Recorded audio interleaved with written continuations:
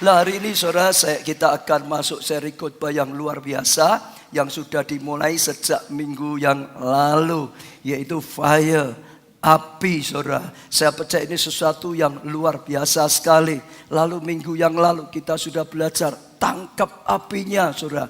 Bagaimana kita bisa tangkap api ya daripada Tuhan. Karena sekali kita tangkap api daripada Tuhan, hidup kita itu diubahkan luar biasa. Kita bisa lihat murid-murid Tuhan Yesus yang dulunya lemah. Waktu api turun atas mereka, waktu mereka tangkap apinya Tuhan, hidupnya diubah luar biasa. Oh, para penakut menjadi para pemberani yang luar biasa. Orang yang lemah, orang yang gagah menjadi orang-orang yang berhasil. Saudara, oh saudara, mereka yang penuh dengan kekurangan, tiba-tiba ada kelebihan Tuhan yang luar biasa bekerja atas hidup mereka. Oh saudara, perkataan mereka yang dulu nggak ada kuasanya, tiba-tiba perkataannya ada pengurapan Tuhan. Orang yang mendengar dijamah, bahkan dibaptis. Hari itu juga 3.000 orang yang dijamah dan akhirnya diselamatkan, dibaptis. Pelayanannya yang dulu tidak berarti, tiba-tiba pelayanannya penuh dengan kuasa dan mujizat daripada Tuhan. Mereka menjadi orang yang sangat berguna. Dulunya tidak berguna menjadi sangat berguna saat mereka tangkap api Roh Kudus dalam hidup mereka. Kita juga belajar Elisa ya, saat Elisa bisa tangkap api Tuhan turun ya dalam doanya, saudara, maka terjadi perubahan yang luar biasa. Bangsa yang dulu hidupnya jauh daripada Tuhan, saat itu terjadi hujan pertobatan, hujan keselamatan. Bangsa itu disadarkan, bangsa itu bersujud pada Tuhan, berkata Dialah Allah pencipta langit dan bumi, mulai kembali pada Tuhan. Sekali kita tangkap api Tuhan, itu luar biasa. Demikian juga dalam kehidupan kita. Oh saudara, yang tidak berarti menjadi berarti, yang penakut menjadi pemberani, saudara. Oh hidup yang penuh dengan lumpur dosa, ganti hidup penuh dengan pertobatan, hidup penuh dengan kekudusan, saudara. Dan saya percaya saudara sudah diberkati ya khotbah minggu yang lalu, apinya itu luar biasa. Hari ini saudara, minggu ini kita masuk sesi kedua, yaitu menyalakan kembali api itu. Saya ulangi sekali lagi, menyalakan kembali api itu, saudara. Kenapa? Kadang-kadang api itu bisa mulai sirna, mulai padam, saudara. Jadi kita akan belajar bagaimana, saudara, kita bisa menyalakan kembali api itu, saudara. Saya tidak tahu dengan setiap saudara hari ini yang sudah hadir, bagaimana dengan api saudara atau api Roh Kudus yang ada di dalam roh saudara, di dalam hati saudara. Kalau sampai padam, inilah firman Tuhan. Jadikan firman Tuhan ini rema khusus untuk saudara, supaya saudara menyala kembali di dalam Tuhan, saudara. Ya, kita akan belajar yang pertama, yaitu saudara, proses kehilangan api. Ada saatnya saudara, ada proses-proses tertentu sampai kehilangan api. Dulunya sudah catch the fire, dulunya sudah tangkap api, menyala-nyala. Tapi kadang-kadang ada proses, saudara. Oh, sedikit demi sedikit mulai hilang, sedikit demi sedikit mulai hilang, sedikit demi sedikit mulai sirna, sedikit demi sedikit mulai sirna, saudara. Karena tidak siap menghadapi serangan iblis bisa membuat kita kehilangan api, saudara. Kalau kita tidak tahu, kita tidak siap dengan serangan-serangan si jahat, bisa kehilangan api. Kalau saudara bisa pelajari kehidupan Elia, itu seperti itu, saudara. Kalau saudara pelajari masih khotbah minggu yang lalu, dia orang yang luar biasa, on fire, luar biasa, menyala-nyala luar biasa. Hidupnya penuh dengan kuasa dari Tuhan. Dia berdoa supaya 3,5 tahun tidak turun hujan, maka sungguh-sungguh itu terjadi. Ada kuasa doa yang luar biasa sekali, saudara. Dia berdoa supaya api turun, saudara. Oh saudara, api turun dari surga. Seorang yang luar biasa, dia berani tantang 450 Nabi Baal. Saudara, hidupnya luar biasa sekali, penuh dengan kuasa, penuh dengan mujizat. Bahkan karena kuasa yang bekerja dalam hidupnya, saudara, banyak orang diselamatkan, bangsanya disadarkan, bangsanya diselamatkan. Hidup hidup yang penuh kuasa, hidup yang penuh mujizat, hidup yang penuh kemuliaan Tuhan, hidup yang penuh kemenangan-kemenangan. Tetapi satu kali terjadi saudara, sebaliknya keadaan berbalik 180 derajat saudara. Oh, semua yang luar biasa itu hilang secara begitu saja saudara. 1 Raja-Raja 19 ayat 1-4.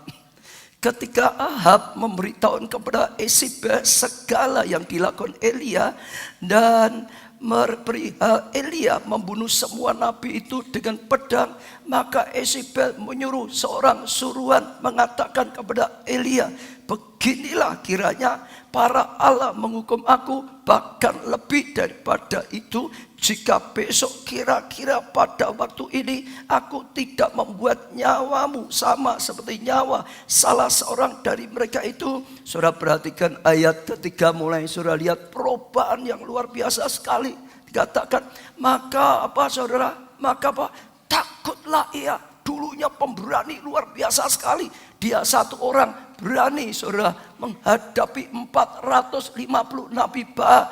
Dia saudara berani menghadapi Ahab, seorang raja saudara.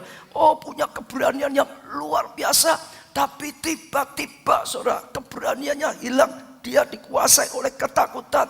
Maka takutlah ia, lalu bangkit dan pergi menyelamatkan nyawanya. Saking ketakutannya saudara, bukan hanya ketakutan diam di dalam hati saja, diam saja, sampai dia pergi, lari, meninggalkan saudara. Untuk apa? Menyelamatkan nyawa. Sampai saudara, ya, lakukan seperti itu. Dan setelah sampai di Betseba yang termasuk wilayah Yehuda, ia meninggalkan bujangnya di sana, tetapi ia sering masuk di padang gurun. Ya, seharian perjalanan jauhnya, lalu duduk di bawah sebuah pohon ara. Kemudian ia ingin apa saudara?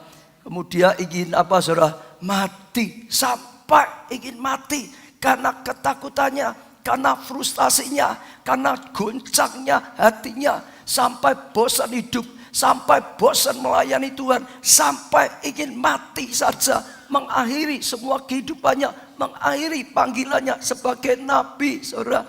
Katanya, cukuplah itu sekarang ya Tuhan. Jadi merasa sudah cukuplah hidup di dunia ini, sudah cukuplah melayani sekian lama, sudah cukuplah ikut Tuhan sekian lama. Lalu ditambah lagi, ambillah nyawaku, sebab aku ini tidak lebih baik daripada nenek moyangku. Saudara perhatikan, dia dalam keadaan itu frustasi, merasa gagal dalam hidupnya, merasa tidak berdaya dalam hidupnya, merasa tidak berguna dalam hidupnya, merasa tidak berguna dalam pelayanannya. Dalam keadaan goncang seperti itu, sekali lagi tidak tahu lagi apa yang harus diperbuat saudara. Sampai putus asa, sampai terucap ingin mati saja, cabut saja nyawaku, ingin menyelesaikan semuanya. Kenapa? Dia saat itu sudah kehilangan api Roh Kudus yang menyala-nyala. Saat api itu padam saudara, maka semuanya berubah saudara. Dia mengalami proses saudara. Api Roh Kudus, api Tuhan yang ada dalam hidupnya, ya itu padam. Dan terjadi sebaliknya yang sangat-sangat mengerikan sekali. Kalau kita perhatikan, ini gambaran kita juga anak-anak Tuhan. Seringkali juga digambarkan seperti ini saudara. Mungkin ada di antara saudara yang dulu sudah catch the fire, yang dulu sudah tangkap apinya, yang dulu sudah penuh dengan Roh Kudus, yang dulu penuh dengan cinta mula-mula, menyala-nyala, menggebu-gebu di dalam Tuhan saudara.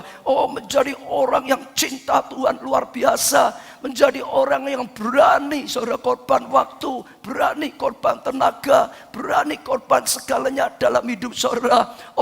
Saudara menjadi orang yang siap melayani Tuhan, buka kelompok saya, bahkan dipakai Tuhan luar biasa, selamatkan banyak jiwa, melipat gandakan kelompok saya saudara. Bahkan mungkin saudara mengalami waktu saudara doa, mujizat terjadi. Ada orang sakit saudara, didoakan saudara, mujizat terjadi. Saudara mengalami sesuatu luar biasa, pernah mengalami perjumpaan pribadi dengan Tuhan yang luar biasa, hidup yang begitu indah di dalam Tuhan.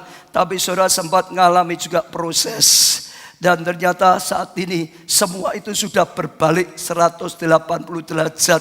Saudara menjadi orang yang lemah, saudara menjadi orang yang tidak berdaya, saudara menjadi orang yang merasa gagah, saudara sudah malas lagi ibadah, saudara sudah malas lagi doa, saudara sudah malas lagi untuk melayani, saudara bahkan sudah malas lagi mungkin ya untuk belajar, yang masih belajar malas lagi untuk bekerja, kadang-kadang juga begitu. Atau mulai sekarang alihkan dulu gerak sungguh-sungguh dalam Tuhan, sekarang gerak semuanya yang di luar Tuhan. Sudah berubah total, saudara. Bahkan mungkin ada yang frustasi, saudara. Sudah merasa nggak bisa mengatasi hidupnya, sudah merasa nggak punya jalan keluar, sudah bosan, saudara. Ya bosan ibadahlah, bosan doalah, bosan melayanilah. Mungkin ada yang bosan sekolah lah, sudah mikir keluar dari sekolah saja. Mungkin ada yang bosan kerja, saudara, sudah nggak kerja aja, keluar dari tempat kerja saja. Kerja juga bosan, mungkin bosan melayani, tinggalkan pelayanan sajalah, merasa enggak gitu. Bahkan mungkin karena terus saudara digoncang roh saudara begitu lemah, saudara sampai mungkin ada yang ngalami ingin mati saja. Daripada seperti ini, rumah tangganya mati saja, ingin mati saja. Daripada seperti ini, keuangannya ingin mati saja. Daripada seperti ini, pelayanannya, masa depannya ingin mati saja. Ngalami seperti yang dialami oleh Elia. Saudara dengar, itu proses saudara kehilangan api Roh Kudus. Saat api Roh Kudus padam, maka terjadi sebaliknya, saudara. Pembalikan yang luar biasa sekali. Dan itu bisa dialami oleh setiap orang saat kita ya lengah terhadap serangan si jahat, saudara. Saudara lihat jemaat Efesus juga sama. Di kitab Wahyu saudara baca, dulunya mereka orang-orang yang cinta Tuhan luar biasa, mengasihi Tuhan luar biasa, saudara, melayani luar biasa, berani berkorban luar biasa, maju luar biasa. Tapi akhirnya Tuhan berkata, kamu sudah meninggalkan kasih mula-mula. Tidak seperti dulu lagi. Tetap ibadah, tapi dengan hati yang tawar. Tetap melayani, tapi dengan hati yang tawar. Saudara, dulu ada banyak pujian bagi Tuhan. Sekarang ada banyak keluhan kepada Tuhan. Sekarang banyak sungut-sungut. Dulu pelayanan itu menggairahkan, sekarang pelayanan itu beban. Hidup dulu itu sungguh-sungguh luar biasa. Sekarang malah bosan lagi untuk kehidupan, untuk rumah tangganya, untuk ya pekerjaannya, untuk pelayanannya, untuk masa depan. Adakah di antara saudara yang mengalami seperti ini? Ada enggak? Yang sampai bingung, enggak tahu harus berbuat apa? Ada enggak, saudara? Yang sudah bosan, saudara? Bahkan mungkin sudah putus asa. Ada enggak yang ingin keluar dari sekolahan, ingin sudah keluar dari pekerjaan, ingin sudah keluar dari pelayanan, bahkan mungkin ingin keluar dari gereja? Ada enggak, saudara? Ada enggak, saudara? Yang keras, ada enggak, saudara? Hah? Ada. Tapi hari ini firman Tuhan mengajarkan kita bagaimana menyalakan kembali api itu. Bagaimana menyalakan kembali api itu. Bagaimana menyalakan kembali api itu. Bagaimana menyalakan api kembali. Saudara akan kembali seperti dulu. Dan kalau saudara tangkap sungguh-sungguh, saudara akan lihat kemuliaan Tuhan kembali dalam hidup saudara. Kemuliaan Tuhan akan meliputi saudara secara luar biasa. Nah, kita akan belajar ada 3 bentuk serangan iblis untuk memadamkan api. Kita tahu dulu ada 3 hal ini. Ada banyak. Tapi 3 ini paling banyak sekali ya dipakai oleh iblis. Yang pertama, kesibukan yang melampaui batas. Sudah tangkap dulu pertama kata-katanya kesibukan. Yang kedua adalah yang perlu saudara tangkap adalah melampaui batas. Kita harus rajin, kita harus gigih. Tapi dengar, jangan sampai melampaui batas kekuatan kita. Jangan sampai melalui batas yang seharusnya. Jangan sampai melanggar batas haknya Tuhan dalam hidup kita, dalam waktu kita, saudara. Jangan sampai kesibukannya melampaui batas batas. Sajak saudara renungkan Elia dulu. Kalau saudara perhatikan Elia saat itu sedang sibuk sekali, banyak sekali harus ditangani, banyak sekali yang harus dikerjakan. Dia harus terus menghadapi Ahab yang ingin menangkap dia, yang ingin membunuh dia. Saya percaya itu pergumulan dalam hati. Saya percaya itu juga pergumulan-pergumulan yang membutuhkan energi, kekuatan, saudara. Lalu dia tantang 450 Nabi Baal. Dia ada pertempuran secara rohani dengan 450 Nabi. Dia satu orang saja, saudara, bertempur dengan 450 Nabi secara rohani. Maksud saya, saudara, itu keluar pengurapan, itu keluar energi, itu keluar tenaga yang luar biasa sekali. Bahkan dikatakan, saudara, dari pagi sampai hampir petang, saudara, terus menerus ada dalam peperangan, terus menerus ada dalam peperangan rohani, terus menerus, saudara. Saudara yang alami kemenangan, tapi masih dia harus lagi, saudara, mulai berjuang supaya hujan turun, supaya hujan turun, supaya hujan turun, supaya hujan turun, supaya hujan turun, supaya hujan turun. Saudara dengar, kalau saudara bisa perhatikan, apalagi kalau saudara ikuti Elia, saudara jadi Elia, saudara bisa merasakan, saudara, tenaga itu terkuras keluar. Pengurapannya sudah terkuras keluar, saudara. Saudara, semuanya itu terkuras keluar. Dia dalam keadaan kosong. Dalam keadaan kosong itu lemah dan sangat lemah. Orang kuat atau tidak, kalau di dalamnya ada kekuatannya. Kalau kekuatannya sudah habis, orang itu seperti sudah lumpuh. Orang itu sudah seperti tidak berdaya. Saat itu, saudara, rohnya, saudara, pengurapannya sudah keluar. Tenaganya sudah keluar, saudara. Saudara, itu keluar energi banyak sekali. Dalam keadaan lemah, hanya diancam oleh seorang wanita yang bernama Isabel, sudah nggak punya kekuatan untuk berani. Sudah nggak punya kekuatan lagi untuk menghadapi Isabel. Sudah ketakutan luar biasa. Kalau saudara sedang kuat, didorong, saudara nggak ada apa-apanya. Kalau saudara sudah lunglai, tenaganya sudah habis, didorong sedikit sudah jatuh. Betul nggak, saudara? Nah, karena dia punya kesibukan yang melampaui batas. Anggap dulu, karena dia punya kesibukan yang melampaui batas kekuatannya, saudara. Akhirnya, saudara, dia hidupnya ya penuh dengan kelemahan, penuh dengan kekurangan, habis semua, saudara. Setiap orang itu punya batas kemampuan, saudara. Kalau tidak melampaui kemampuan, enggak apa-apa. Tapi kalau sampai melampaui kemampuan, saudara, maka akan fatal, saudara. Lah, saudara, itu yang dialami oleh Elia, saudara.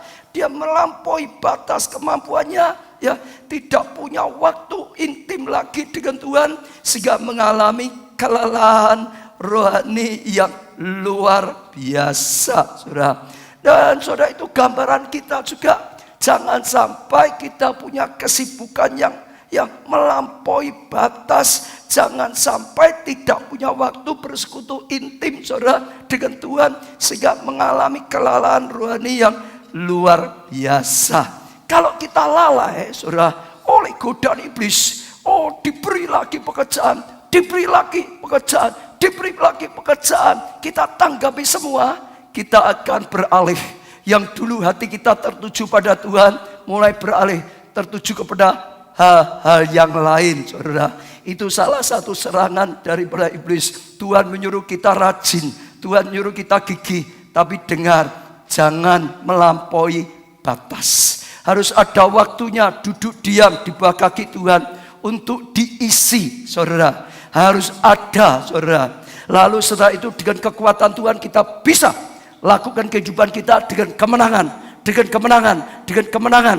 Tetapi kembali, jangan lupa harus ada waktunya untuk Tuhan, saudara. Kalau tidak, kalau kita sudah melampaui, kita akan hilang tanpa sadar. Termasuk dalam pelayanan, saudara. Kadang-kadang memperhatikan, pengurapan dalam pelayanan. Tapi kadang-kadang kita bisa lupa membangun yang di dalam, membangun yang di dalam, membangun yang di dalam. Tidak hanya sekedar membangun yang di luar. Dan itu salah satu yang penting. Saat saya sedang ngomong ini, tiba-tiba Saya ingat waktu saya jadi pengusaha, saudara. Saya di pabrik, saudara, punya kamar doa. Di rumah saya punya kamar doa sendiri. Di pabrik saya punya kamar doa sendiri untuk pribadi saya. Karena apa? Ngurusi banyak orang. Di pabrik kadang-kadang jengkel. Di pabrik kadang-kadang marah, saudara. Beberapa di sini ada Pak Hari dan siapa yang di sana ngerti semua, kenal semua. Ada ruang doa, ada jam doa, saudara. Jadi sama, sekalipun saya kerja, pagi sudah doa, saya kerja tapi ada waktunya di sela-sela, tengah-tengah, saya butuh masuk dalam ruangan doa saya. Untuk apa? Dapat pengurapan lagi. Untuk apa? Dapat damai sejahtera lagi. Untuk apa? Dapat kekuatan dari Tuhan lagi. Keluar, bahkan kalau memang ada pergumulan yang berat, saya masuk kamar doa supaya ada, saudara, damai lagi. Karena firman Tuhan juga berkata, kalau enggak salah tadi juga disebut, hanya dekat dengan Allah saja kita itu tenang. Betul enggak, saudara? Oh, di luar Tuhan kita gelisah, kita resah, saudara. Hanya di dalam Tuhan, jangan sampai melampaui kekuatan. Saudara lihat, Daniel punya iman yang luar biasa sekali. Punya kekuatan yang luar biasa. Kenapa? Dia menjaga, saudara. Bahkan dia 3 kali sehari, mungkin pagi, siang, dan malam, sehingga kondisinya tetap fit senantiasa. Biarpun diancam, biarpun apa, dia tetap saja mantap imannya, tetap saja mantap rohnya, tetap saja menyala-nyala. Mungkin ada di antara saudara yang kadang pikir Pak Baca itu kok menyala-nyala terus seperti Bu Guntur gitu katanya gitu. Kok menyala-nyala terus. Tapi sebetulnya saudara ingat, setiap orang itu sama. Hati kita itu hanya seperti kaset. Kalau saudara suka komputer, hati kita itu hanya seperti hard disk. Tergantung diisi apa, saudara. Kalau saudara diisi hal-hal yang mengkhawatirkan, hidup saudara penuh dengan khawatir. Kalau saudara isi dengan masalah-masalah, hidup saudara penuh dengan masalah. Kalau saudara isi dengan hal-hal yang rohani, hidup saudara penuh dengan rohani. Kalau saudara isi dengan firman Tuhan, hidup saudara penuh dengan firman Tuhan. Kalau saudara isi dengan api Roh Kudus, maka hidup saudara penuh dengan api Roh Kudus. Penuh dengan roh yang menyala-nyala. Penuh saudara, sama. Jadi saudara jangan sampai saudara dengar kesibukan yang melampaui batas. Harus diingatkan, saling mengingatkan satu dengan yang lain. Saya ingin cerita sedikit bersaksi. Di sini ada Nurdi, ya, cerita sedikit hubungannya dengan Ken, saudara. Ya, saya ajak saudara lapang hati, tangkap dengan baik. Ya, ini bukan untuk cerita untuk ya meninggikan atau apa, tapi supaya saudara bisa petik satu pelajaran yang penting untuk kita pelajari. Saudara, hari Kamis kalau nggak salah Nurdi telepon WA ya. Saya, Ken itu ingin ketemu lagi, ingin ngomong lagi, ingin menyampaikan sesuatu. Lalu itu Kamis, Jumatnya kita mulai hubungan lagi dengan sana. Dia ngajarkan beberapa hal yang dia merasa ya Tuhan dorong untuk diajarkan tentang kunci-kunci suksesnya mereka orang di sana, saudara. Lalu setelah itu, saudara, istrinya menyampaikan pesan ya yang diberikan ya oleh Tuhan melalui rabinya mereka. Ya, dikatakan pesannya itu penting sampai ya harusnya Ken yang menyampaikan. Ken itu sungkan dengan saya, nggak berani menyampaikan, betul ya, Rudy ya. Akhirnya istrinya, karena ada rabi-rabi, ada 3 saudara. Itu bisa nyampaikan sesuatu sama, saudara. Khususnya dalam yang pertama nanti, saudara, dengan yang kedua dan ketiga beberapa gitu, saudara. Iya, saudara. Jadi bahkan nabi yang paling tinggi itu berkata keras sekali. Harus disampaikan. Ini dari Tuhan. Harus disampaikan. Apa berita yang disampaikan? Mereka berkata, maaf dulu untuk menyampaikan. Pertama begitu ngomong, saya tahu ini dari Tuhan. Saya langsung ngomong, Pak Obaja terlalu sibuk. Saya kaget, saudara. Pak Obaja terlalu sibuk. Kalau jujur, selama 2-3 minggu ini sebetulnya saya terlalu sibuk. Saya sendiri merasa mulai kering, saudara. Saya sedang mulai mau membangun lagi, saudara. Tiba-tiba dikatakan mereka tuh tidak kenal dengan saya, belum pernah kenal dengan saya. 3 rabi itu sendiri-sendiri ya, dapat ya pesan dengan mereka itu sendiri. Oh sama, terlalu sibuk. Bahkan yang paling tinggi itu berkata harus. Katanya harus sediakan waktu untuk Tuhan. Harus sediakan waktu untuk Tuhan. Karena Tuhan ingin melakukan sesuatu. Tuhan ingin mengajar sesuatu. Tuhan ingin melengkapi. Oh, kalau tidak ada waktu untuk Tuhan, maka Tuhan tidak bisa berkarya. Ada sesuatu rencana yang luar biasa yang harus dikerjakan, saudara. Jadi jangan terlalu sibuk. Ya, harus sediakan waktu untuk Tuhan. Saya dengan Rudi menerjemahkan, di dalam hati saya itu nangis. Karena memang itu saya. Saya sudah sering khotbah dari dulu. Kalau Tuhan tegur saya biasanya masalah itu. Kurang duduk diam.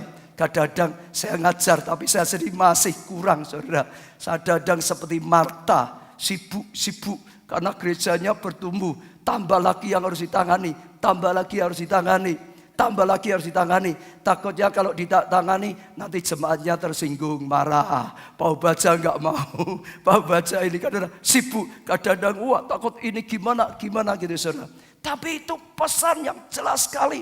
Harus, saudara. Itu bisa jadi teguran, itu bisa jadi pesan, saudara. Dan itu penting sekali. Yang kedua, ini intinya ya. Nanti saudara bisa tanya Nudi yang paling tahu. Yang saya tangkap seperti itu. Yang kedua, Tuhan berkata, sudah dibuat mudah saja. Enggak usah bingung. Enggak usah takut. Enggak usah gelisah. Pekerjaan Tuhan semua. Yang penting kau sudah mengajar. Sediakan waktu untuk Tuhan. Kalau engkau sediakan waktu untuk Tuhan, Tuhan yang menolong. Enggak usah bingung, ini nanti bagaimana, ini nanti bagaimana, itu nanti bagaimana, itu nanti gimana. Kalau enggak jadi bagaimana, kalau terlambat gimana, kalau salah bagaimana. Kalau banyak takut seperti itu, kau akan tertarik terus. Enggak pernah punya waktu untuk Tuhan. Jadi sediakan waktu untuk Tuhan. Haknya Tuhan, waktunya Tuhan, jangan dilanggar. Oh, Tuhan bisa berkarya, malah Tuhan yang menolong. Malah Tuhan yang melindungi engkau. Malah Tuhan yang menyertai. Malah Tuhan yang memberkati gereja. Maka Tuhan yang memberkati jemaat. Malah Tuhan memberikan kasih karunia-Nya. Gak usah bingung. Tuhan berkata, sudah, bahasa saya semeleh saja. Serahkan dalam tangan Tuhan. Yang penting berusaha. Tapi hatinya dibuat sukacita. Hatinya buat santai di dalam Tuhan. Penuh dengan iman. Hatinya dibuat percaya. Gak usah takut, gak usah bingung, katanya gitu. Yang ketiga ini paling saya minta saudara buka dengan lapang hati. Saya sebetulnya gak mau nyampaikan sudah berapa lama. Pesan yang ketiga, Pak Obadza ini, saudara tangkap dulu ya. Bayi di tangan Tuhan yang sedang diperlengkapi. Betul ya, Nudi, betul gitu ya? Ya. Pak Obadza itu apa? Bayi di tangan Tuhan. Di tangan Tuhan Yesus. Yang sedang dipersiapkan. Untuk sesuatu yang luar biasa. Yang sedang. Tapi bayi saat ini gak ngerti. Saat ini belum bisa apa-apa. Seperti bayi. Lalu saya itu tiba-tiba teringat waktu saya dengarkan diterjemahkan itu, saudara. Diingatkan, lihat Tuhan Yesus. Punya panggilan yang luar biasa dari Bapa. Tapi waktu dimulainya, dia lahir sebagai bayi yang tidak tahu apa-apa, yang tidak berdaya, yang tidak tahu, nggak bisa. Betul? Nah, saudara, langsung Tuhan bicara. Ceritanya itu begini. Saudara sudah dengar banyak, saya pernah sampaikan, mereka percaya kita semua adalah utusan Tuhan untuk bawa terang, untuk bawa anugerah, keselamatan di sana. Sudah pernah ya saudara. Kedua, mereka ingin nyebut kita itu rabi. Lah, belakangan terakhir ini yang saya ngomong. Saya sampaikan kepada saudara, sekian lama saya ngomong sampaikan. Mereka berkata, kamu itu nabi yang dipanggil oleh Tuhan. Saya dengar tertawa, nabi. Aku tentang nabi aja gak ngerti kok. Aku gak punya karunia nabi. Betul saudara? Nabi, untuk mereka. Aku tertawa lagi. Aku disuruh apa? Mau ngapa? Betul ya Nudi? Nudi sendiri juga bingung. Ngapa? Saya itu tertawa. Ya sudah, ya saja. Suruh ngomong ya. Saya enggak nganggep. Tapi waktu tiba-tiba mereka itu enggak ngerti, saudara. Nyampaikan seperti itu saya kaget. Memang kamu seolah Tuhan bicara, kamu itu bayi. Dalam kegerakan ini kamu nggak ngerti apa-apa. Dan kamu nggak bisa apa-apa. Memang masih bayi. Tapi di tangan Tuhan yang sedang dipersiapkan, yang sedang diperlengkapi. Maka harus ada waktu untuk Tuhan. Maka harus ada waktu untuk Tuhan.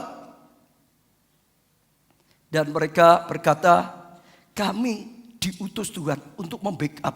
Pertama membackup dalam doa-doa. Membackup dalam doa-doa. Mereka ada tim untuk mendoakannya. Lalu juga ya untuk mengajarkan hal-hal yang penting untuk tugas-tugas pelayanan. Itu yang ke berapa ya? Ketiga. Yang keempat, dia bilang begini. Pak Obadja harus jaga kerendahan hati. Kenapa Tuhan pilih Pak Obadja? Dia berkata, orang Yahudi itu tegar tengkuk, tinggi hati, merasa bangsa pilihan dari Tuhan.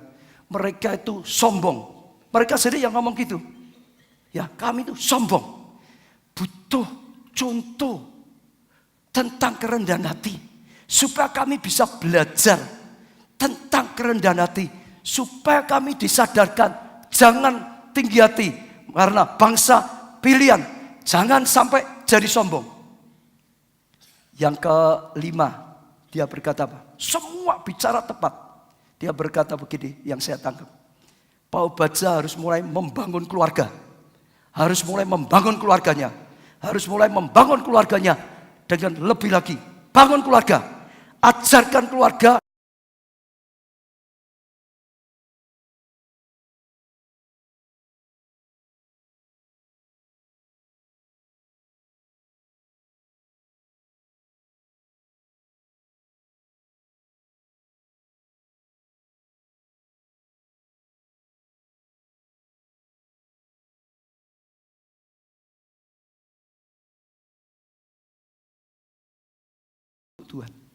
Tuhan sedangkan lakukan hal yang besar. Dia berkata bangsa kita. Ya, aku heran. Mereka itu bisa berkata bangsa Indonesia ini akan menjadi bangsa yang besar.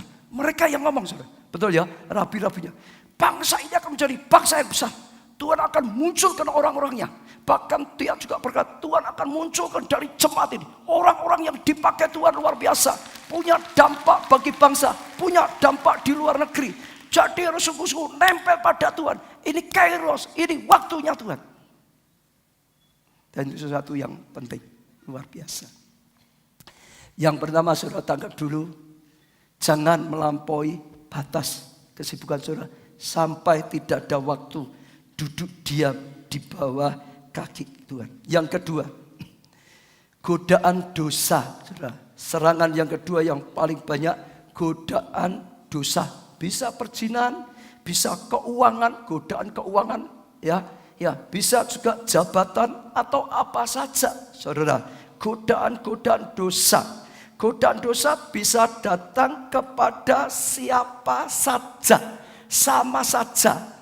Godaan dosa bisa datang pada saya, godaan dosa bisa datang pada staf gembala, godaan dosa bisa datang pada korsek. Godaan dosa bisa datang pada pemuji, penyembah, pemusik. Godaan dosa bisa datang pada setiap saudara semua yang ada di sini. Enggak ada yang kebal terhadap dosa. Jangan beri kesempatan dosa itu saudara. Sedikit pun saudara. Tolak dengan godaannya. Kita bisa lihat Daud. Daud orang yang sangat cinta Tuhan. Orang yang sangat mengasihi Tuhan. Bukan hanya cinta dan mengasihi, orang yang sangat dicintai oleh Tuhan. Orang yang sangat dikasih oleh Tuhan. Sampai disebutkan, sudah banyak orang mengatakan, dia ada raja yang paling mengasihi dan dikasih oleh Tuhan. Luar biasa sekali. Dia seorang pemuji luar biasa sekali. Dia seorang penyembah luar biasa sekali. Saudara, dia orang yang hidupnya dekat dengan Tuhan luar biasa sekali. Saudara, ada hadirat, ada pengurapan Tuhan. Tapi dengar, dia juga ya ngalami godaan-godaan dosa. Bukan hanya ngalami godaan, sempat jatuh dalam dosa. Perzinahan dengan Batseba, saudara.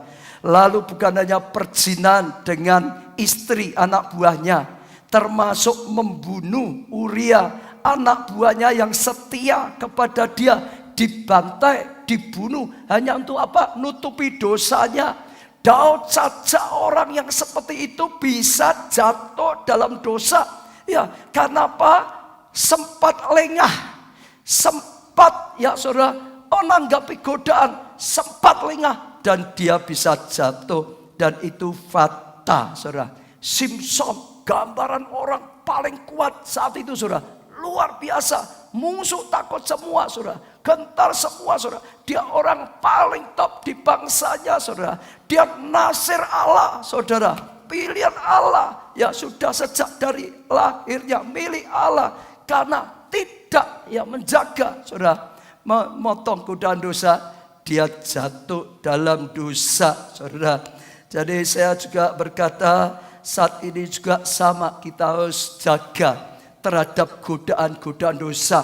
Bahkan kalau kita mendengar ada orang lain, jemaat lain, pelayan Tuhan lain, hamba-hamba Tuhan lain, termasuk hamba-hamba Tuhan yang besar, jatuh dalam dosa, kita jangan ikut-ikut menghakimi, kita jangan ikut-ikut menyerang, karena semua orang diserang oleh iblis. Kita harus marahnya dengan iblis, saudara, yang menjatuhkan anak-anak Tuhan, yang menjatuhkan pelayan-pelayan Tuhan, yang menjatuhkan hamba-hamba Tuhan. Kita justru harus mendoakan mereka, kita harus backup mereka, kita harus tolong sedapat mungkin kalau kita bisa tolong. Jangan menghakimi, saudara, karena setiap kita sama akan digoda. Iblis akan berusaha menjatuhkan setiap kita, sama saja. Jadi itu harus hati-hati. Tapi sekali lagi jaga, saudara, dari godaan-godaan. Kalau sampai jatuh, saudara sempat jatuh, saat ini sempat jatuh atau kapanpun, cepat-cepat bertobat seperti Daud yang berbalik lagi pada Tuhan. Waktu ditegur cepat sadar, cepat menyesal, saudara.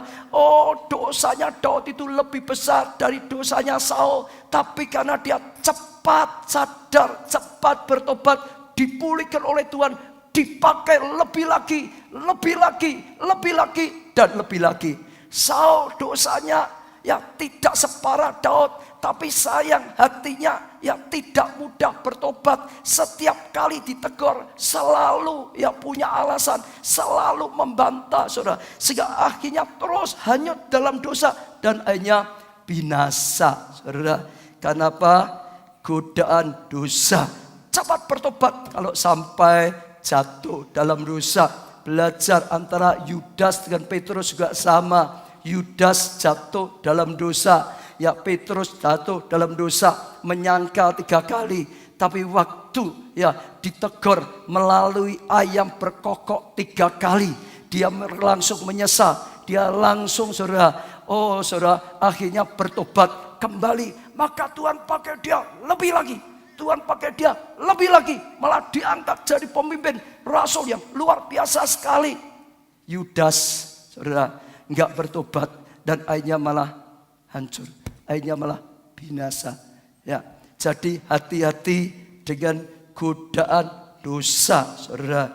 Ya, kalau jatuh cepat ya bertobat supaya ya kembali dikembalikan oleh Tuhan, kuat kembali, saudara. Dan kita harus terus waspada. Hati-hati, saudara.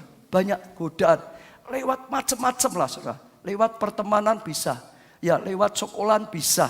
Kadang-kadang dalam pelayanan saja bisa ada godaan-godaan. Ya apalagi yang sudah pakai itu apa smartphone itu, saudara. Chatting. Kalau saudara nggak hati-hati, saudara bisa akhirnya jatuh melalui chatting seperti itu. Yang sudah lihat yang pakai internet, saudara. Dunia internet itu ada yang baik luar biasa ada, tapi yang rusak luar biasa juga ada. Harus hati-hati, banyak godaan. Jangan sampai saudara buka celah. Kalau saudara buka celah, dosa itu akan segera masuk. Dosa itu akan segera menjatuhkan saudara. Kalau buka celah. Amin. Caplek sebelah, ayo waspada godaan dosa. Waspada godaan dosa. Saya ingin mengajarkan satu, saudara. Selama saya mengembalakan 25 tahun, ada satu yang saya perhatikan, yang itu seringkali sangat fatal membuat orang jatuh. Saudara dengar dulu, sekali lagi. Selama saya mengembalakan 25 tahun, setiap kali saya konseling, saya mendapati ada satu yang fatal. Seringkali kalau kena titik itu, jatuh. Saudara dengar begini, dalam hidup kita, saudara ketemu banyak orang, baik di sekolahan, baik khususnya di tempat kerja, termasuk dalam gereja, termasuk dalam pelayanan. Saudara kumpul dengan siapapun, biasa. Ya, saudara lagi kumpul dengan banyak jemaat wanita, biasa, pelayanan biasa. Tapi saudara dengar, satu kali saudara akan ketemu dengan seorang, tiba-tiba, saudara dengar dulu, ada perasaan beda. Tiba-tiba ada perasaan khusus. Tiba-tiba ada daya tarik khusus. Bukan karena cantik, bukan karena tampan. Belum tentu orangnya tampan atau cantik. Tapi tiba-tiba hati saudara itu seperti terpaut. Tiba-tiba ada seperti magnet. Saudara dengar dulu. Itu paling bahaya. Kita manusia itu roh. Saudara dengar dulu. Itu ada klik di alam roh. Itu seperti magnet. Magnet itu tertentu dengan beberapa enggak apa-apa. Tapi dengan itu seperti narik gitu. Saudara dengar. Semua ngalami. Enggak usah tutup-tutup. Saya ajak karena ini penting. Saya pun ngalami sama. Enggak apa-apa. Tapi kadang-kadang bisa ada. Seseorang ada perasaan beda. Ada daya tarik beda. Ada sesuatu yang beda. Sekali lagi. Bukan karena kaya. Bukan karena tampan. Bukan karena cantik. Tapi di hati, di roh itu ada sesuatu klik. Saya akan pesan pada saudara, kalau saudara ngalami seperti itu, harus dengan tegas, sangat tegas, potong. Itu kalau tidak, saudara beri kesempatan sedikit pun, saudara akan ditarik, bang, hancur. Sekarang fakta, saya pun sama. Saya yakin sama Pak Tek, Bu Tek, Bu Guntur, Bu Agus, Pak Agus, ya semua, Koingsing, Pak Arianto, Bu Rianto, Bu Sugeng, dan Rudin dan seterusnya. Ngalami enggak? Saya ketemu semua orang ngalami. Kadang-kadang heran.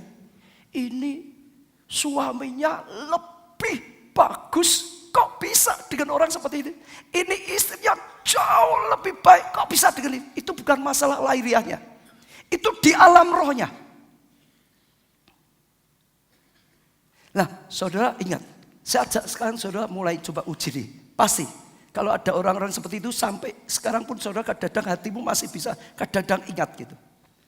Seperti itu harus segera dipotong tegas. Sedikit pun jangan diberi kesempatan. Itu daya tariknya kuat sekali. Saudara buka celah sedikit, saudara tidak berdaya lagi. Saya percaya Daud dan Bathseba itu punya klik di alam rohnya, di hatinya. Dia nggak langsung potong. Sekalipun dia cinta Tuhan. Sekalipun dia sangat mengasihi Tuhan. Sekalipun dia dekat dengan Tuhan. Sekalipun ada pengurapan. Sekalipun ada hadirat. Tapi buka celah terhadap itu, hancur. Saya ajak hari ini kalau saudara ngalami begitu, cepat. Potong. Jangan ada kesempatan. Sedikit pun. Saya sengaja cerita supaya menyelamatkan. Kalau yang sedang di tebing jurang. Kalau nanti saudara ngalami. Serangan yang kedua adalah dosa. Dosa luas, bisa perzinahan, bisa uang. Ya, tapi nggak punya waktu cerita banyak. Akhir zaman orang akan banyak cinta uang, bukan lagi cinta Tuhan. Semua uang, oleh uanglah apapun dilakukan. Oleh uanglah terjerat dengan berbagai banyak penderitaan masalah. Nah, hati-hati, kedudukan dan lain-lain. Yang penting godaan dosa. Yang ketiga, yaitu kecewa, saudara. Ahitofel kecewa, lalu bergabung dengan Absalom untuk menyerang Daud. 2 Samuel 15 ayat 12. Ketika Absalom hendak mempersembahkan kurban, disuruhnya datang Ahitofel, orang Gilo itu, penasehat Daud dari Gilo. Kotanya, demikianlah persepakatan gelap itu menjadi kuat dan makin banyak rakyat yang memihak pada Absalom. Saudara dengar. Absalom maupun Ahitofel itu terjebak jatuhnya karena kecewa. Tapi saya nggak punya waktu cerita banyak tentang Absalom. Kita akan belajar sedikit ya tentang Ahitofelnya itu. Kalau saudara perhatikan, Ahitofel itu sebetulnya orang hebat, orang yang luar biasa.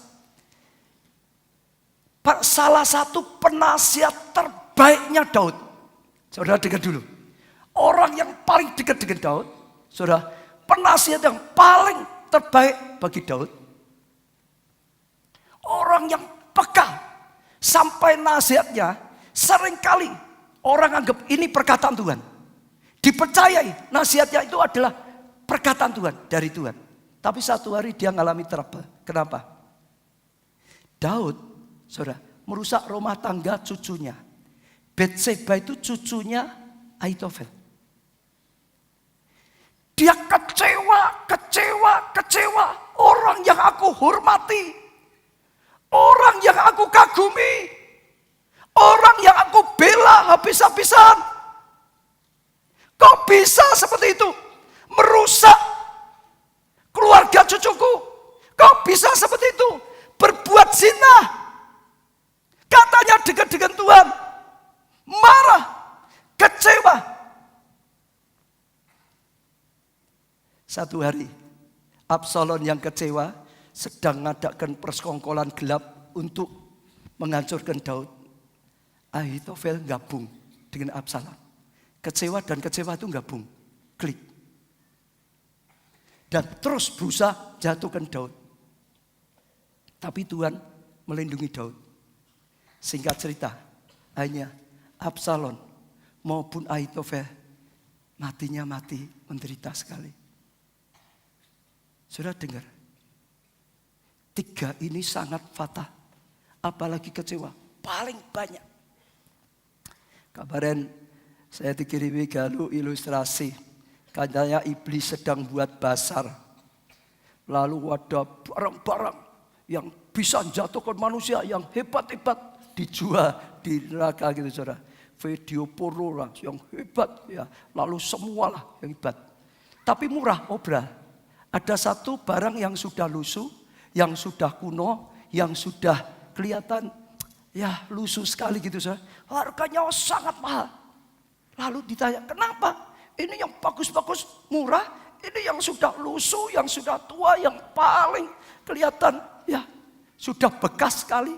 Kok mahal sekali? Dia berkata, menurut survei, barang ini yang paling banyak menjatuhkan manusia. Yaitu namanya kecewa. Ada di antara kecewa dalam studi sekolahan saudara. Saudara tiba-tiba menjadi orang yang tidak potensi. Dulu boleh ranking. Kalau saudara kecewa, saudara akan ranking ke bawah dalam studi. Ada pekerja, karyawan yang kecewa dengan perusahaannya.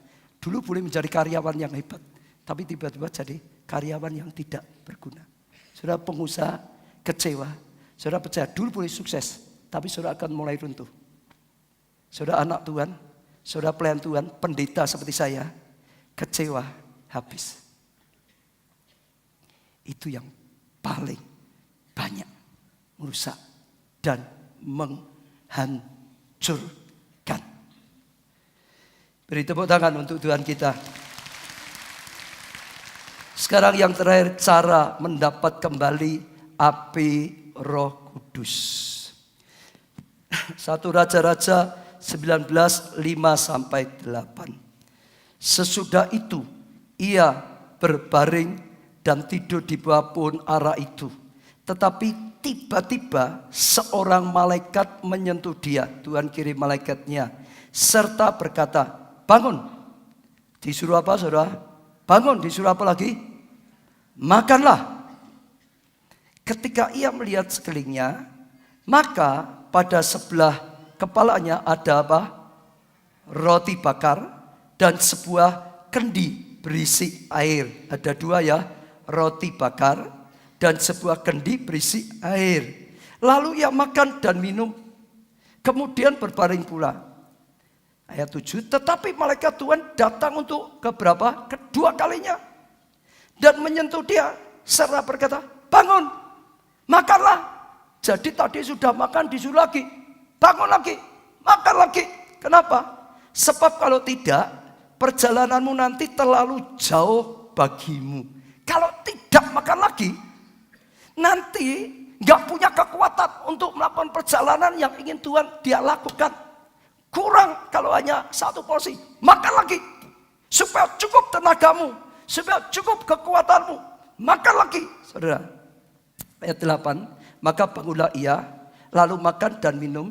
Dan oleh kekuatan makanan itu, saudara, dengan oleh apa? Kekuatan makanan itu, saudara, tangkap dulu. Saya, ia berjalan 40 hari, 40 malam lamanya sampai ke gunung Allah. Yaitu apa? Gunung Horeb. Sampai ke gunung Allah. Sampai ke gunung Horeb. Gunung Horeb ini gunung Sinai. Sampailah ke sana 40 hari. Nah, roti bakar itu, saudara, berbicara tentang apa, saudara? Firman Rema. Saya tangkap dulu. Roti itu makanan. Firman itu roti hidup. Betul nggak, saudara? Roti bakar, ada apinya, nyala. Artinya firman yang berwujud Rema. Firman berupa Rema. Bukan hanya logos biasa. Lalu air dalam kendi itu berbicara tentang apa? Karya Roh Kudus. Aliran Roh Kudus. Firman Tuhan berkata, kalau engkau percaya kepadaku, kata Tuhan Yesus, maka dalam hatimu akan ada aliran air kehidupan. Yang dimaksudkan adalah aliran dari Roh Kudus. Karya Roh Kudus yang mengalir dari dalam hatimu. Jadi bicara firman Rema dan apa, saudara?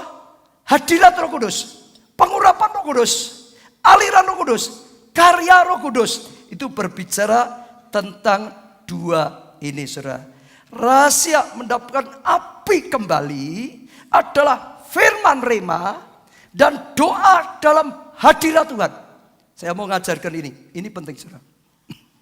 Kalau saudara doa, apalagi saudara sudah padam. Tapi ini sebenarnya untuk semua orang, padam enggak padam, saudara dengar. Supaya saudara dapat fire, api dari Tuhan. Saudara harus datang dulu, masuklah hadirat Tuhan. Saudara dengar, masuklah hadirat Tuhan. Setelah itu, firman. Jangan hanya doa hadirat Tuhan saja juga. Firman. Firman yang diurapi Roh Kudus, bang, itu jadi Rema. Firman yang dibukakan Roh Kudus, bang, itu jadi pewahyuan. Firman yang ada api Roh Kudus, bang, itu makanan rohani. Itu makanan, suplemen untuk roh kita yang luar biasa. Saudara dengar ya. Doa perlu. Tapi kalau saudara doa saja tanpa hadirat, saudara itu tetap kering, tetap kosong. Gak ada hadirat, tetap kosong. Betul? Saudara juga baca Alkitab. Baca saja. Boleh baca banyak. Tapi kalau itu tidak diurapi, tidak jadi Rema, saudara itu tidak dapat makanan rohani. Tetap saja, saudara lemah, tetap saja kering. Tapi begitu Rema, firman itu jadi Rema, pak, saudara dengar. Roh saudara jadi kuat. Tiba-tiba roh saudara menyala. Saudara tangkap, dua itu harus seimbang. Roti bakar dan air dalam kendi. Hadirat dan firman Rema. Firman Rema untuk hadirat. Saya sudah ngajar banyak berapa tahun, 2-3 tahun ini. Bagaimana membangun manusia roh kita. Bagaimana saudara masuk hadirat. Kita itu tubuh, jiwa dan roh. Harus roh saudara. Doa jangan hanya tubuh mulut.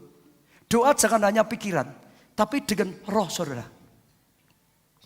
Hampiri Tuhan. Lalu setelah itu baca. Dengan tuntunan Roh Kudus. Sampai saudara dapat makanan rohani. Dapat makanan rohani. Dapat makanan rohani. Dan waktu saudara dapat firman Rema, nyala. Amin. Tangkap, saya ajak saudara bisa tangkap. Lalu saudara, masih ada pelajaran satu yang di sini. Tidak cukup. Tadi makan dan minum roti dan air. Sudah, bangunkan lagi. Makan lagi. Minum lagi. Betul? Saya ulangi ya. Tadi enggak cukup, sudah makan minum saja enggak cukup. Malaikat datang lagi. Ayo kurang itu. Makan lagi. Kalau kamu tidak makan lagi, enggak cukup kekuatanmu. Makan lagi supaya dapat kekuatan yang lebih. Supaya cukup kekuatan untuk sampai ke gunungnya Allah. Betul saudara? Artinya saudara dengar. Saudara harus lakukan itu. Ya, dalam hadirat Tuhan, firman sampai saudara kenyang sungguh-sungguh. Sampai saudara penuh sungguh-sungguh. Sampai sungguh menyala-nyala. Kalau tidak cukup. Apalagi saudara yang punya masalahnya besar. Nggak cukup untuk menggulingkan masalah dari hati saudara. Apalagi saudara yang punya tantangan besar. Nggak cukup untuk mengatasi masalah. Apalagi saudara ingin ada kuasa Tuhan yang luar biasa. Nggak cukup kalau tidak sampai penuh. Saya ingin ajarkan khotbah minggu yang lalu. Saudara tangkap. Elia, ini sama Elia. Waktu membuat mezbah, dia disuruh apa? Nyiram air. Masih ingat? Air gambaran karya Roh Kudus ya. Betul? 4 buyung. Saudara masih ingat? Korban itu disiram 4 buyung. Boom! Tapi disuruh lagi yang kedua kali. Siram lagi. 4 buyung lagi. Boom! Enggak berhenti. Disuruh lagi. Ambil lagi. Siram lagi. 4 buyung lagi. Bang! Sampai saudara baca ayatnya di rumah lagi ya. Sehingga penuh. Korban itu penuh dengan air. Bahkan parit saja penuh. Setelah penuh, dia berdoa, api turun dan menyala. Yang kedua, sebelum Tuhan Yesus naik ke surga, dia memberikan amanat agung pada murid-muridnya. Pergi, jadikan semua bangsa muridku, tapi tunggu dulu di Yerusalem sampai engkau dipenuhi dengan Roh Kudus. Betul saudara ya? Nah, mereka harus menunggu berapa lama? Mereka harus menunggu berapa lama? Berapa lama Pak Sis? Mereka harus menunggu berapa lama? Ini pendoa saja ya. Pendoa ini harusnya hafal saudara ya. Pendoa. Tuhan Yesus berkata, tunggu di Yerusalem sampai kamu dipenuhi dengan Roh Kudus. Berapa lama? Berapa lama? Kalau sampai gak ngerti, harus dilatih lagi, belajar lagi di pendoa. Harus ngerti saudara. Berapa lama? Oh, yang pemuritan ya sudah tahu saudara. Berapa lama? Kita mikir, semua orang waktu saya tanya, 10 hari, betul ya? Tapi sebetulnya bukan 10 hari. Pesan Tuhan bukan tunggu 10 hari, tidak. Tunggu sampai engkau dipenuhi. Sampai penuh. Bukan 10 hari. Hanya pas kebetulan itu 10 hari. Tuhan bisa pakai 10 hari. Karena 10 hari itu genap. Tapi intinya sampai penuh Roh Kudus. Saat mereka penuh, hidupnya berubah. Hidupnya penuh kemenangan. Hidupnya mengalami sesuatu yang dahsyat. Hidupnya mengalami sesuatu yang luar biasa. Kuncinya adalah sampai penuh. Saya pernah mengajar tentang air mendidih. Saudara masih ingat? Air dingin. Itu enggak bisa bergerak kalau tidak mendidih. Harus apa? Dikasih api. Betul saudara? Dipanasi. Bang! Mungkin mulai dari 30-40. Dipanasi lagi. Bang! Tambah apinya lagi. Mulai ya 60. Tambah apinya lagi. Bang! Mulai 70. Mendidih enggak? Mendidih enggak? Mendidih enggak? Wah, hebat, pintar ya. 70 belum mendidih. Sudah panas. Sudah ada apinya. Belum mendidih. Kalau berhenti, dingin lagi. Enggak boleh berhenti. tambah api yang lebih besar, bang, 80. Mendidih nggak? Lebih panas, tapi belum ada gerakan, belum mendidih. Jangan berhenti, berhenti dingin lagi. Tambah api yang lebih besar lagi, bang, 90 derajat. Mendidih nggak? Belum. Sudah lebih panas, tetap tidak mendidih. Kalau berhenti, dingin lagi. Tambah api yang lebih besar, bang, 100 derajat. Mendidih nggak? Itu titik didih. Penuh sampai titik didih. Bang, bergerak. Saudara akan menyala kembali saat titik didih, saudara. Saudara akan bangkit kembali. Hidup penuh kemenangan. Saudara akan bangkit kembali. On fire. Saudara akan bangkit kembali. Saudara akan meraih kemenangan. Saya bersyukur, saudara. Saya percaya seri khotbah ini luar biasa. Tadi sejak dari pagi, saudara dengar. Sejak dari pagi saya rasakan dalam roh saya ini api mulai menyala. Berkobar-kobar. Sejak bangun tidur, saudara. Kemarin malam saya sudah mulai doa lagi. Jadi sejak bangun tidur saya bisa merasakan. Saudara, bukan minta, tapi saya sudah merasakan ada api Roh Kudus itu mulai saudara. Dari roh ini mulai saudara, menyala. Bahkan kadang-kadang sampai bisa terasa, sampai tangan api itu mulai menjalar. Api itu mulai berkobar luar biasa. Saya percaya Tuhan sedang persiapkan sesuatu untuk kita semua. Ini seri khotbah api. Nanti bulan depan kita akan masuk seri khotbah hadirat Tuhan. Ini seperti sedang dibangun oleh Tuhan. Setahap. Nanti setelah itu tentang karya Allah, kuasa Allah yang luar biasa. Tuhan sedang siapkan sesuatu. Ini kairos untuk Indonesia. Ini kairos untuk anak-anak Tuhan. Tuhan sedang pakai untuk lakukan hal yang besar. Sajak saudara bisa tangkap. Saya rindu api ini menjalar semuanya. Saya rindu apa yang saya rasakan, api itu mulai menjalar. Saudara terimpatasi semua juga. Dan saya percaya waktu saudara on fire, saudara tiba di alam hidupmu berubah, berarti, berguna, menyala-nyala, on fire. Dan saudara mengalami kemenangan. Semua bangkit berdiri. Datang pada Tuhan, saudara. Buka hati saudara. Saya rasakan api itu akan diimpartasikan. Saya rasakan api itu akan menjalar. Saya rasakan saya akan impartasikan untuk setiap saudara. Apalagi saudara yang sedang mengalami masalah. Apalagi saudara merasa padam. Kalau saudara ingin, saudara bisa lari ke depan. Kalau saudara merasa sedang ingin butuh api yang besar, bisa lari. Tapi kalau tidak, saudara berdiri di tempat saja. Tapi kalau saudara merasa butuh lari, maju ke depan. Dan saya percaya kita akan mulai doa minta Tuhan impartasikan. Angkat tangan saudara. Hira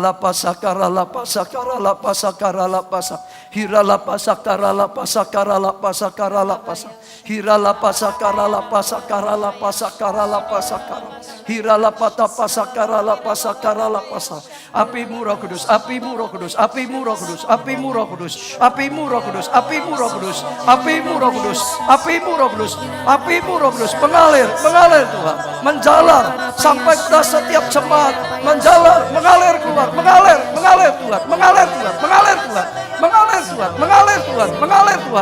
Orala pata sakarala pasa. Hirala pata Hirala pata sakarala pasa. Hirala pata sakarala pasakarala. Hirala pata pasakarala.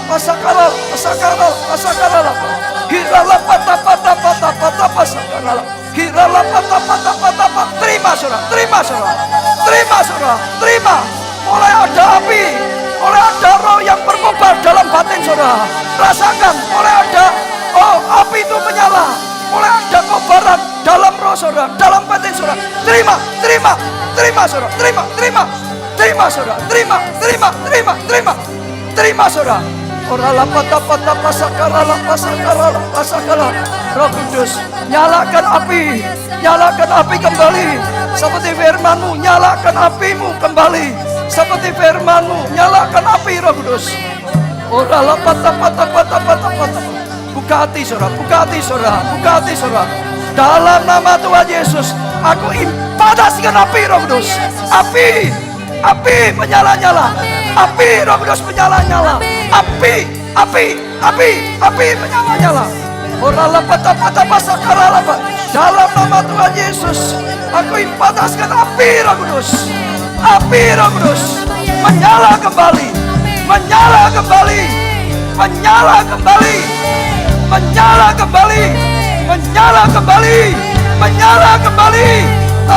Kesuaman dibakar pada saat ini, keletihan dibakar pada saat ini, kelemahan dibakar pada saat ini, dosa-dosa dibakar pada saat ini.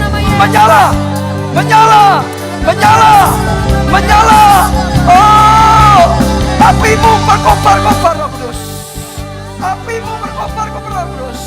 Rasakan roh saudara mulai menyala. Minta Roh Kudus lebih besar, Roh Kudus. Minta saudara, minta Roh Kudus menyala lebih Tuhan, menyala lebih Roh Kudus. Minta saudara, minta saudara, minta saudara, menyala lebih lagi. Minta saudara, saya rasakan Roh Kudus mulai berkarya. Saya rasakan, oh banyak roh saudara mulai menyala, menyala, menyala, menyala, on fire, menyala, menyala, menyala, menyala, menyala, menyala, menyala lebih lagi. Bakar semua dosa, bakar semua kekurangan, bakar semua kelemahan, bakar semua kenajisan, bakar Roh Kudus.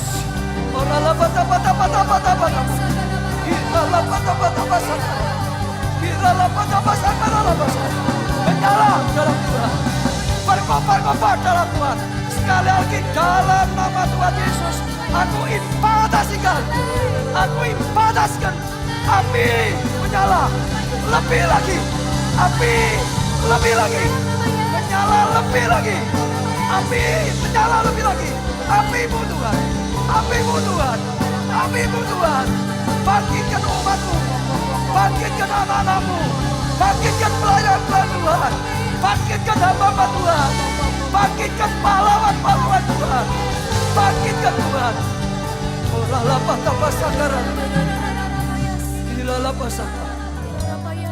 Terima kasih Tuhan. Kami tahu apimu menyala, menyala. Amin. Saudara terima dengan iman. Imani Yesus. menyala lebih lagi. Amin. Katakan saudara menyala lebih lagi. Katakan saudara menyala lebih lagi. Menyala lebih Roh Kudus lagi. menyala lebih lagi. Roh Kudus menyala lebih lagi. Roh Kudus menyala lebih Sampai lagi. berkobar-kobar. Sampai menyala-nyala. Terima kasih. Hambamu sudah sampaikan bahwa yang berkarya dalam nama Tuhan Nama Yesus. Yesus. Hambamu berdoa dan bersyukur. Amin.